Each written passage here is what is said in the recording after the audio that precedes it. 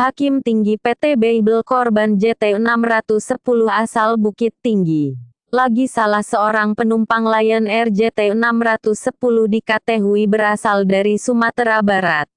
Penumpang bernama Hanawati, merupakan salah seorang hakim tinggi Pengadilan Tinggi Bangka Belitung yang menjadi penumpang pesawat rute Jakarta Pangkal Pinang itu pernah bertugas di Pengadilan Negeri Klasia Padang. Ya, kami sama-sama menjadi hakim di Pengadilan Padang pada sekitar 2004 lalu. Seleksi calon hakimnya juga di Sumbar. Kabar kecelakaan yang didapat hari ini cukup mengagetkan, kata salah seorang hakim Pengadilan Tinggi Padang Asmudin, Senin, 29 Oktober. Hakim tinggi itu menyebutkan pernah beberapa kali satu majelis dalam menangani perkara dengan hakim kelahiran Bukit Tinggi 1961 itu. Pernah beberapa kali satu majelis, Hakim Hanawati orang yang tegas.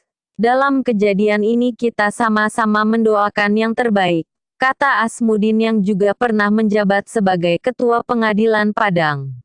Selain menjadi Hakim Pengadilan Padang, Hanawati juga pernah menjabat sebagai Wakil Ketua Pengadilan Payakumbuh, Sumbar, kemudian berlanjut sebagai Ketua di pengadilan yang sama. Sebelum menjadi Hakim Tinggi di Pangkal Pinang, ia juga pernah bertugas di Jawa Timur dan Bekasi. Peristiwa kecelakaan itu juga mengagetkan Ketua Pengadilan Negeri Kelas 1B Pariaman Saptadi Harja, sekaligus teman angkatan di Fakultas Hukum Universitas Andalas.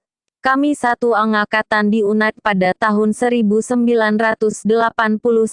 Beliau orang yang ramah dan bergaul, cukup aktif di acara alumni, katanya. Di kalangan pengacara Hanawati juga dikenal tegas namun ramah, salah satunya Rimaison Syarif.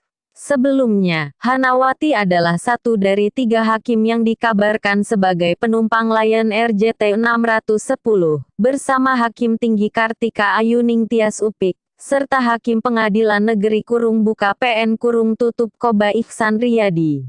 Pesawat nahas tersebut dilaporkan membawa 189 penumpang, di antaranya 178 penumpang dewasa, seorang penumpang anak-anak dan 2 bayi.